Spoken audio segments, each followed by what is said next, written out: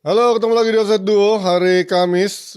Hari ini kita ada sedikit update dari lokal juga, tapi nanti dulu karena kita mau ngebahas Club World Cup karena sedikit telat, tapi tetap harus dibahas sedikit rekapan dari dua tim unggulan City dan juga Inter ternyata harus pulang lebih cepat.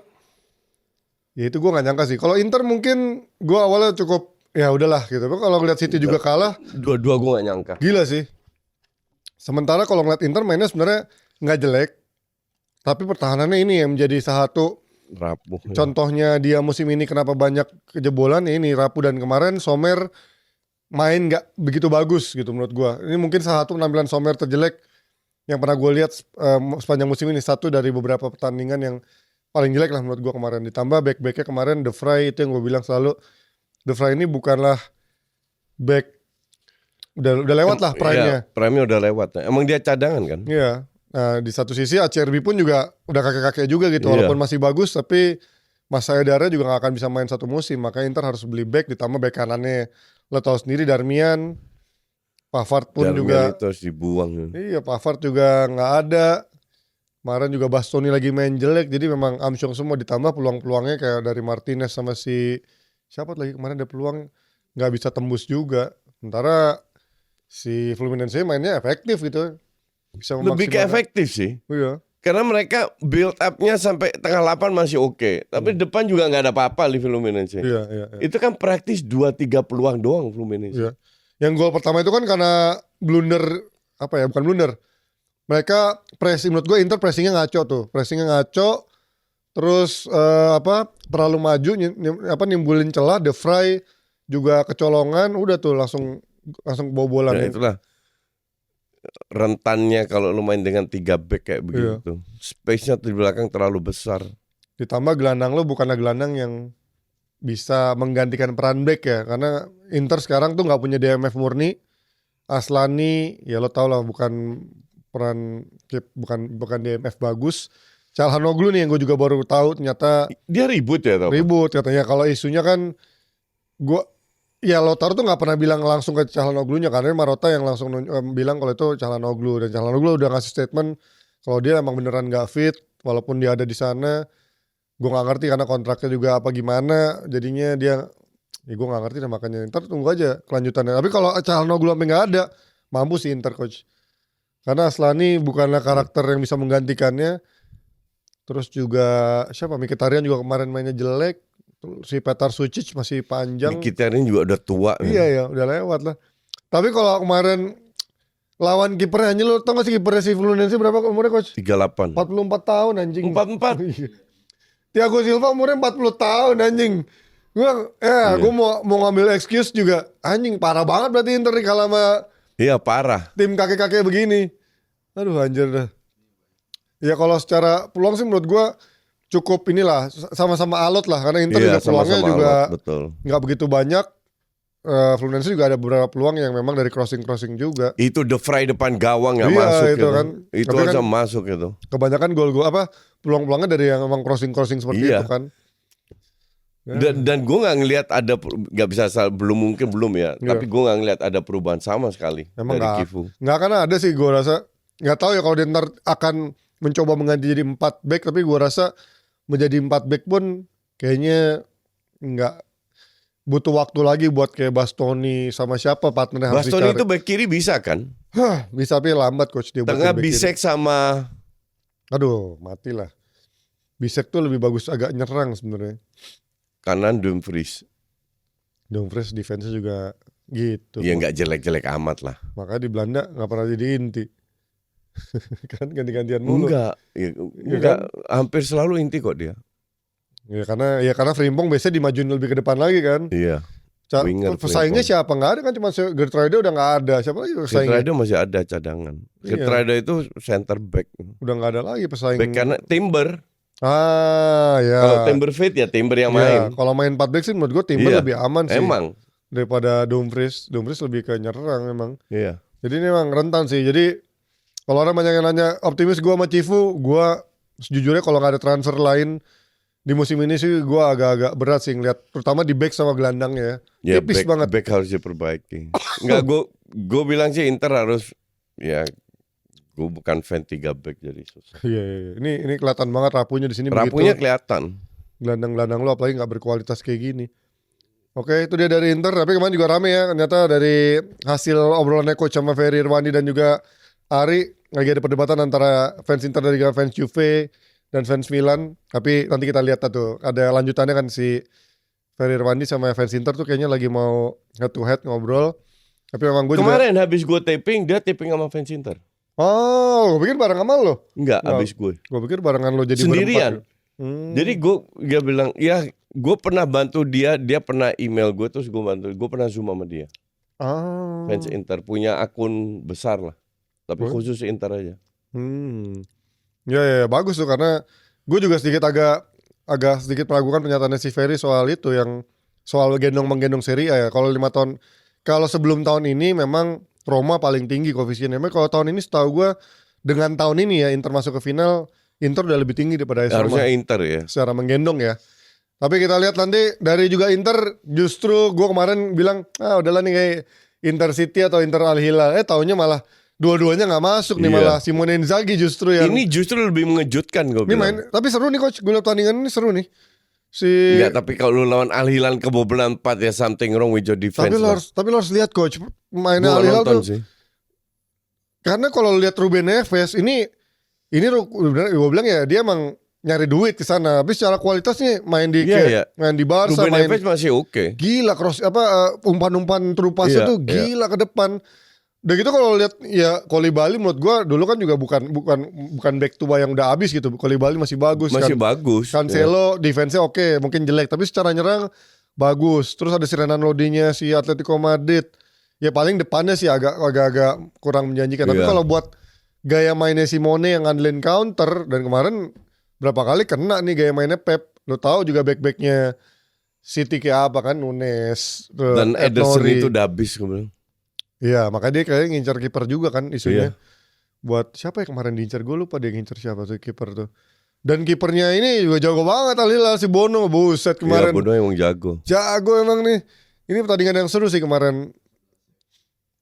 Makanya gue nggak heran sih kalau Al Hilal ketemu Al Nassr, kayaknya kalau lebih jagoan Al Hilal kemana-mana. Secara tim tuh lebih merata gitu pemain-pemain asingnya, komposisinya gitu. Al Nassr kan cuma cari bintang aja, cari nama doang. Dia ada Mane, ada si Ronaldo, tapi kan belakang tengahnya nggak sebagus itu. Kalau ini mungkin belakang dia dari kiper sampai tengahnya tuh oke, tapi depannya yang memang kurang menjanjikan. Tapi buat yang main FM, Malcolm ini kan buangannya Barcelona dulu ya. Suka sempat ke Rusia juga. Marcos Leonardo nih kalau yang main Football Manager pasti tahu lah nih, main dari antah berantah dari Brazil yang kalau gue nonton dia terakhir jelek ini pemain. Ya golnya kan juga tap-in doang kan. Tapi kalau dia dulu waktu mudanya tuh diprediksi menjadi apa ya? Dia baru 22 tahun loh. Ya waktu belasan tahun. Kan Brazil kan biasanya diincar dari 15 tahun coach. Makanya kayak siapa tuh kemarin yang diincar 17 tahun tapi belum main ke Eropa. Kalau main FM tuh bakal menjadi wonderkid sekaligus main world class lah. Tapi kemarin gue liat mainnya sih biasa aja lah. Sama Endrick juga mungkin bagusan Endrick dikit kali daripada dia. Tapi ya kita lihat lah, mungkin main di ini dia nyari duit, kita nggak bisa ngelihat perkembangannya seperti apa. Gimana coach? Lo ngelihat ada Al Hilal, tapi kalau lo sekarang, kalau gue ngelihat City kemarin bagaimana Pep juga selebrasi waktu dia 3-3, gue sih melihat cukup serius ya. Maksudnya makin kesini makin serius, makin betul. Tight gitu kan. Apalagi, semua tim tambah deket, tambah serius. Apalagi knockout lo dikalahin sama tim Arab gitu malu kan pasti kan, sama kayak Inter dikalahin tim Brazil juga pasti malu gitu kalau kalah gitu. Menurut gue jadi gengsinya makin gede kalau makin kesini. Gue bilang beli Gvardiol itu blunder, salah satu blunder terbesar di City. Tapi kemarin gue ngeliat si Ryan Cherky kayaknya ini akan menjadi pemain yang oke lah buat komposisi. Tapi gue belum lihat apa ya harmonisasi gelandangnya karena nggak ada Rodri kali ya. Maksudnya Rodrinya belum main full terus gak ada Rodri itu ngaruh banget. Gundogan ya pelapis lah. Reinders, Silva sih menurut gue musim depan akan punya peran besar ya. Ya gantiin De Bruyne lah. Ya benar-benar. Jadi leadernya. Dia benar-benar harus jadi pemain yang menusuk sana sini, pindah sana sini. Dan Foden juga kemarin ngegolin juga sih. Beke sih yang City yang paling mengkhawatirkan sih Beke sih. Sama kipernya. Iya. Kemarin si siapa Ake juga kalah nyundul sama si Koulibaly. Ake itu mau dibuang juga kan. Iya, ya cuman dia belum dapat pengganti lagi. Siapa penggantinya baru si Kusanov sama si Iya. yang back Brazil satu lagi siapa lah itu ya. Ya ini Rice. Hah? Rice. Rice siapa namanya? Yang namanya Rice. Reis. REIS. Oh iya Reis Vitor Reis ya, apa siapa namanya? Iya. Gue lupa ya itu ya. Yang Brazil back tengah, ada Kusanov juga. Tapi dengan dua orang itu gue nggak yakin si City. Makanya gue bilang Liverpool sih jauh di atas.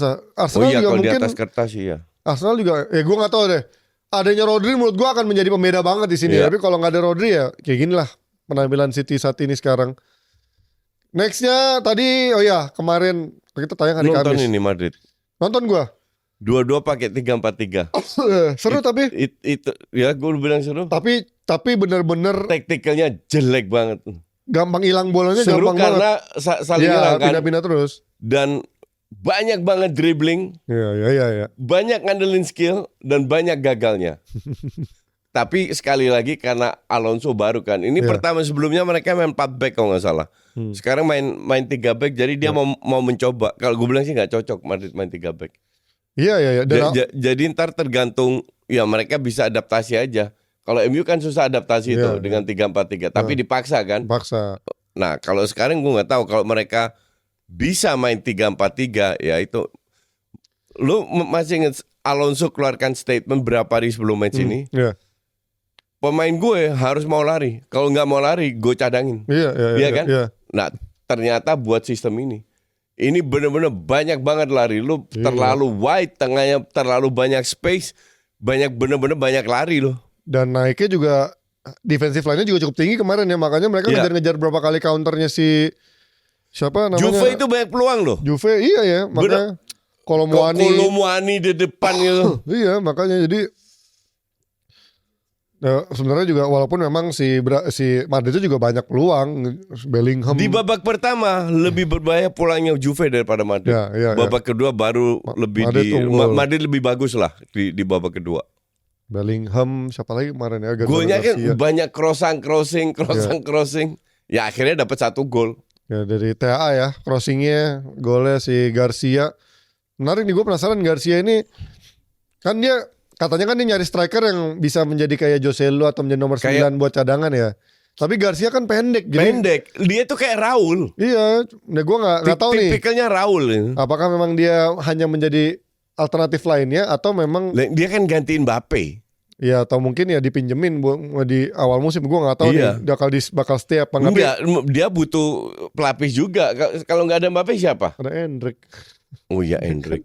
Endrick mau dikemanain ke masa depannya kalau nggak dikasih kesempatan? Oh iya Endrick cedera, kok nggak main sama sekali? Gue juga nggak lihat tuh Endrick dari kemarin.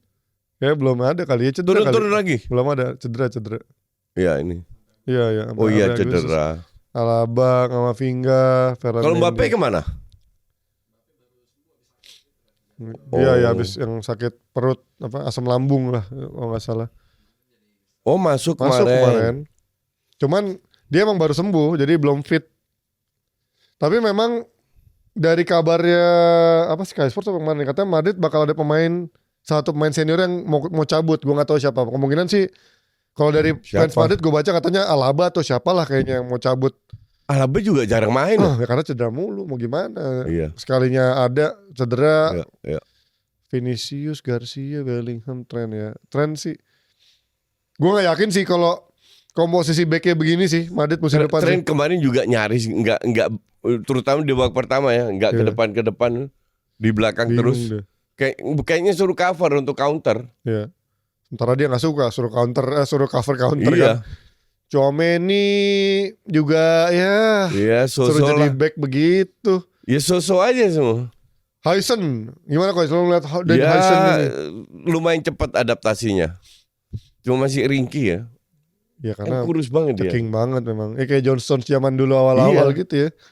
Kayak itu. Euro. Iya, bedanya lebih tinggi lagi Euro kan. Kayak jangkrik kecil Kayak jangkrik bener. Gini badannya. Tapi kalau kata Capello, kalau Madrid sampai beli dia yang mahal dan masih muda main di Madrid, kok Juve bisa ngelepasin pemain kayak gini ya? Itu kadang-kadang dalam manajemen kan kita nggak pernah tahu ya namanya itu hitungannya miss dalam memantau scoutnya seperti apa.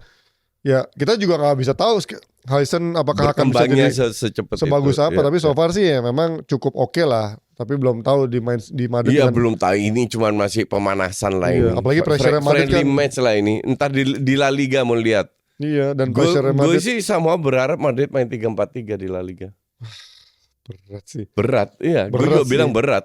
Gue ngeliat Madrid karena musim lalu aja dengan main 4 back defense itu agak berantakan menurut gue. Nih 3 back gini Mau 3 back lagi. siapa Ini lawannya masalahnya? Juve loh. Dan dia nggak beli back tambahan lagi selain Huijsen, ada nggak sih? Nggak ada. Dia Nggak kemarin ada. beli siapa sih? Huijsen sama THA doang ya? Oh nggak Iya, ada ya? iya. Back tengah dia nggak beli ya? Gak ada. Vini, Wingbacknya Garcia. juga Ferland Mendy juga cedera mulu. Iya. Fran Garcia juga defense-nya kurang. Kanannya ya Carvajal kalau balik sih lumayan lah. Bellingham. Ceballos yang pergi mungkin. Tai. Iya kan? Dia pergi mah nggak peduli orang Iya, anjing. Alaba Ceballos itu kan gak punya Iya, iya. kontribusi. Tapi Ceballos musim lalu masih punya- sering main, cuman Iya. ya gitu-gitu tapi di aja. bawah Ancelotti ya, karena Ancelotti Iya. kan selalu mencari orang yang mau menjadi apa gelandang petarungnya gitu Iya. lah. Sementara Juve gue suka Kenan Yildiz coach. Ini pemain Iya. menjanjikan lah potensi walaupun Iya, masih iya. kelihatan masih agak rough ya. Tapi oke nih pemain. Kenan Yildiz sama Muani sebenarnya. Tapi Muani masalahnya bukan predator sih, itu problemnya. Iya, betul. Sama kayak kita lihat final Piala Dunia kan, main to main sama Emi. Kemarin juga dia main to main sama Courtois. Ya begini. Tapi sementara gue nggak ngerti nih Vlahovic kabarnya nasibnya gimana nih? Kalau bener dia nggak mau perpanjang kontrak, apakah Juve bakal Conceição ini terlalu gerasak gerusuk buat Juve. Bang. Iya, karena emang winger dia tuh cuma Dia- buka ruang, Dia crossing. pernah main di Ajax loh. Iya. Dipinjemin kan, apa dibeli ya? Iya, di loan, Dari Porto kan ya? loan terus bisa ada buyback. Iya. Dilepas sama Ajax. Dan di Ajax juga nyaris nggak main. Cadangan doang. Conceição. Tapi di Portugal belakangan lagi lumayan bagus ya di timnas Ya, ya. di timnas Di lumayan. timnas Ya. lagi lumayan. Tapi memang karakternya masih mentah banget sih dia buat pemain buka ruang, crossing oke, tapi belum bisa jadi end produknya. Gerasak gerusuk aja kalau Iya. gue bilang. Kayak Neto awal-awal dulu ya. Ini sekarang juga masih nggak Iya, jelas betul. Neto. Lebih lumayan lah. Terus finishingnya lebih bagus. Locatelli. Nah backnya memang Rugani nih. Gue udah ngeliat dari Juve zaman era Chiellini, Barzagli udah ada. Tapi ya apakah dengan nggak ada back lagi? Iya nggak ada. Rugani iya. is Rugani. Udah banyak pinjemin sana Iya. sini. Gitu aja Rugani. Di Gregorio mainnya bagus. Di shooting Iya, mulu. kipernya bagus, betul. Bagus kemarin Ya, mainnya. setuju. Jadi ya Juve 4 besar oke lah, tetap bisa bersaing sama Inter lah di 4 besar. Ya, gue juga bilang Juve ini bisa 4 besar bisa masuk lah. Ya kalau kayaknya sih Napoli sih masih terdepan menurut gua kalau dengan cara main dan juga skuadnya sementara, apalagi Napoli dapat KDB. Yes. Milan gue penasaran di bawah Allegri balik jadi kayak gimana gitu kan. Karena Allegri kan walaupun mainnya membosankan banget tapi sama dia kadang tahu caranya menang gitu. Apalagi main di Serie A gitu yang mainnya gitu-gitu doang. Tapi dapat Luka Modric dia. Jadi ya kita lihat nanti Milan seperti apa. Ya. Oke, kita lihat berarti bagannya Madrid ketemu Dortmund, PSG Bayern, Al Hilal anjing. Oh, Dortmund menang tadi ya? Iya. Iyalah lawan Monterrey. Bagan kirinya udah Chelsea nih lawan Al Hilal kayaknya seru nih. Chelsea Al Hilal. Gua rasa PSG menang. Wah, bisa Chelsea PSG atau Al Hilal PSG seru. Ya, mending Al Hilal PSG sekalian. Simone Inzaghi ketemu PSG ya. Iya. Oh, kemarin ada penonton kita nge-DM. Kemarin saya nggak setuju Mas kalau dibilang Chelsea menang karena ketolong kartu merah. Iya, gue bilang Chelsea itu kalau nggak ada kartu merah mungkin menangnya nggak akan sebanyak itu. Karena Iya. kan pokoknya ada momentum Menang dulu iya, kan. tapi Iya. nggak sebanyak itu. Karena betul. walaupun dia peluangnya banyak, tapi alot kan lu bilang Iya. mainnya jelek kan. Tapi untuk level Chelsea menurut gue harusnya kemarin dengan peluang sebanyak itu dia harusnya bisa killing the game. Gue bilang kayak gitu. Chelsea juga nggak berubah, gue bilang. Mereka apa ya? Mereka mendominasi, mereka pegang bola lah. Nah. Tapi lack of creativity dan gue bilang Enzo itu nggak cocok di posisi itu. Itu Palmer harusnya main di situ. Iya, tapi Palmer untuk bantu defense-nya itu coach masalah yang Iya. kurang kan. Untuk Iya. balancing-nya dia agak kurang. Cuman nggak ada kreativitas gue bilang Chelsea di depan ini. Ya dia lewat sayap udah mau nggak mau ujung-ujungnya kan. Lewat sayap dan kelebihannya dia adalah dia punya banyak pemain yang bisa diputar-putar ya kan. Tapi kualitasnya sama Iya. semua. Ya tapi kan kadang ada yang off the day-nya, ada Iya, yang on the day-nya iya, gitu kan. iya. On fire, ada yang off Iya, gitu. iya, iya. Kadang-kadang begitu punya banyak, apalagi dia baru kemasukan siapa si Joe Pedro, di kiri ada si yang James Gittens. Delap. Delap juga. Jadi punya Jackson banyak. masih ada loh. Hah? Jackson masih ada. Oh iya Jackson, Engku. Jadi Ganggu mau dijual, mau dilepas. Iya. Mau ditukar Garnacho katanya, tapi nggak tahu dah. Ya itu dia dari CWC, kita lihat seperti apa. Ini akan seru antara Chelsea PSG atau Al Hilal PSG. Tapi jangan pernah lupakan Real Madrid ya. Mungkin Sabi bisa menemukan performa yang juga cukup bagus ya. Oke, transferan ada apa? Ini udah kemarin.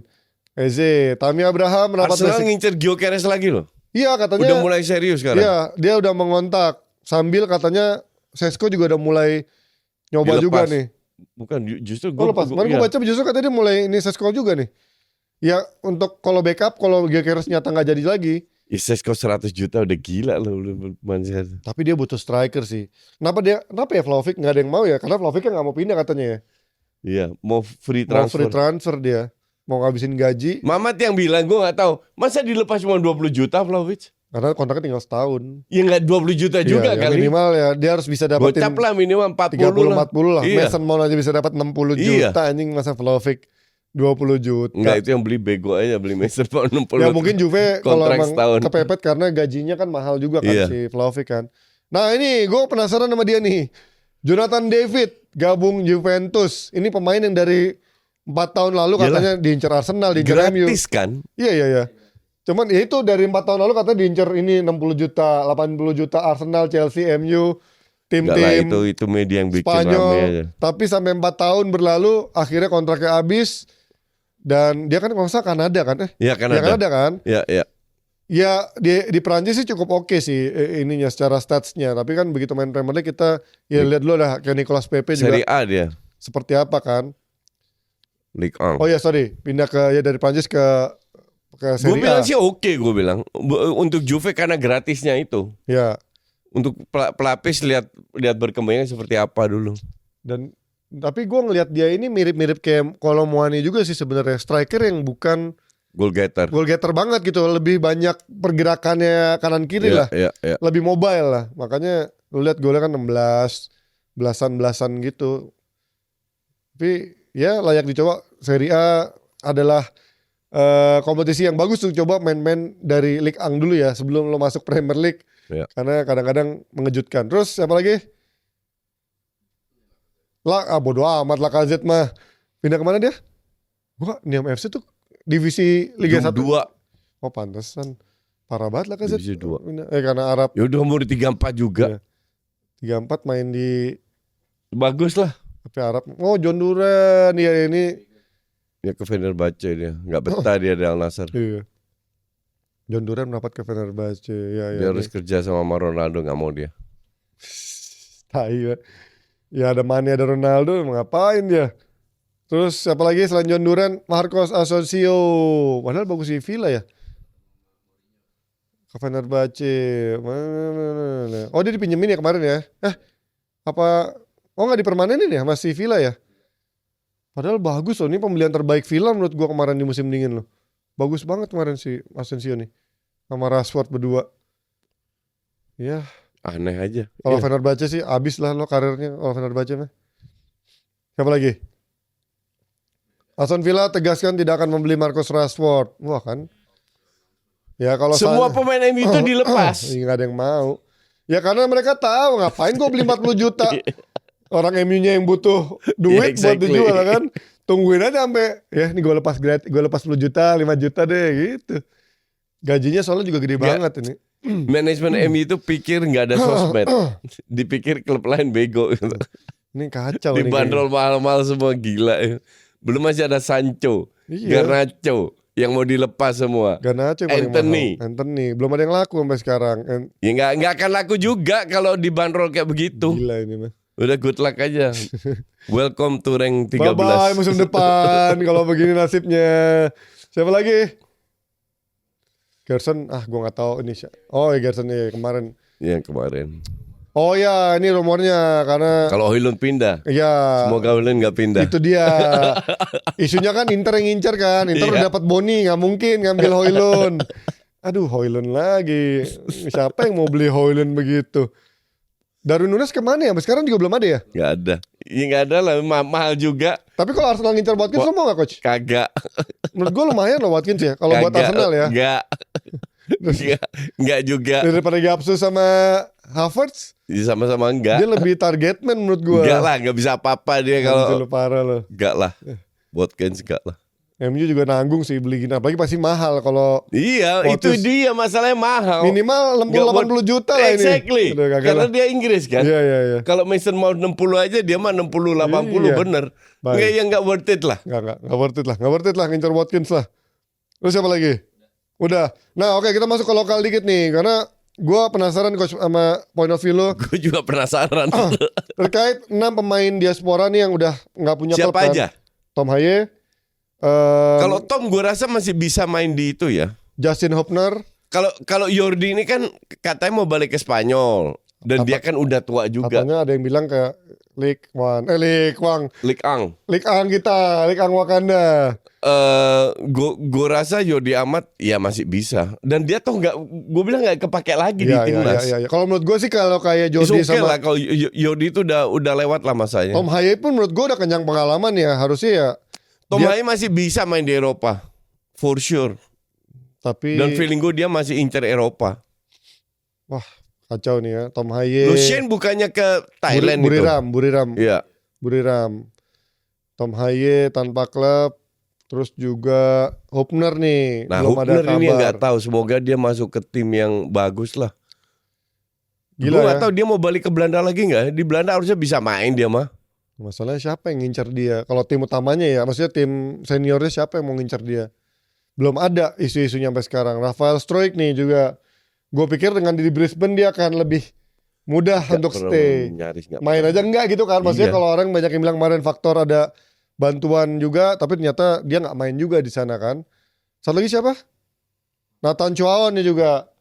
Dia nggak ngerti juga. Walaupun ya Nathan, Struijk, siapa lagi? Jordi Amat mungkin memang udah bukan jadi pemain inti lagi kan. Tapi terlepas bukan main inti kan, tapi menjadi masih untuk melengkapi. Untuk ke depan, Struijk, Nathan kan masih muda, Justin masih muda. Jadi mereka semoga tetap stay di Eropa biar bisa berkembang gitu loh. Ya.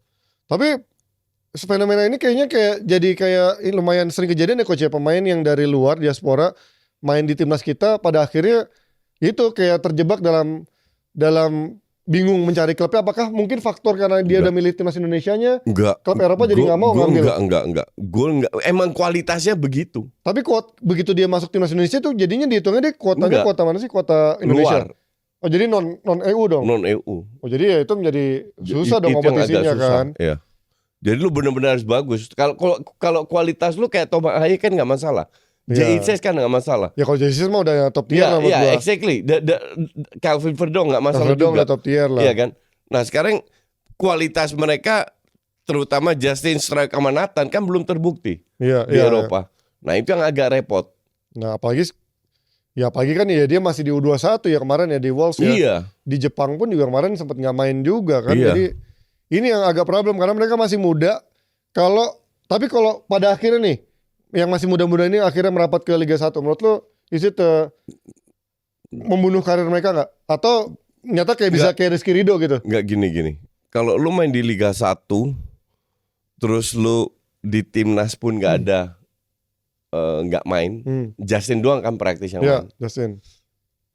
Exposure lu orang dari luar bisa gimana ngelihatnya? Iya. Benar. Susah kan? Iya. Jadi mau nggak mau kalau perlu lu ke Eropa Timur lah atau kemana, ngerti nggak? Tapi secara quality bakal ngedrop juga coach. Nah, kan kalau Ridho sekarang masih maintain ya. Tapi kan harapan kita dengan ada diaspora level-levelnya di atas Ridho gitu karena mereka dari luar kan. Iya. Walaupun mereka masih muda juga gitu. Iya. Tapi kalau mereka di Liga 1 berarti mereka nggak akan develop sebagaimana yang diharapkan nggak sih? Gue takutnya, gue nggak tahu ya. Takutnya kalau mereka ke Liga 1 mereka stuck. Iya kan. Takutnya di situ. Cuman kecuali mereka benar-benar excel di Liga 1 masih bisa pindah. Oke. Ke Korea, Jepang gitu masih oke lah. Iya. Hanya gini, ini kan masalah opsi ya. Tergantung agennya juga.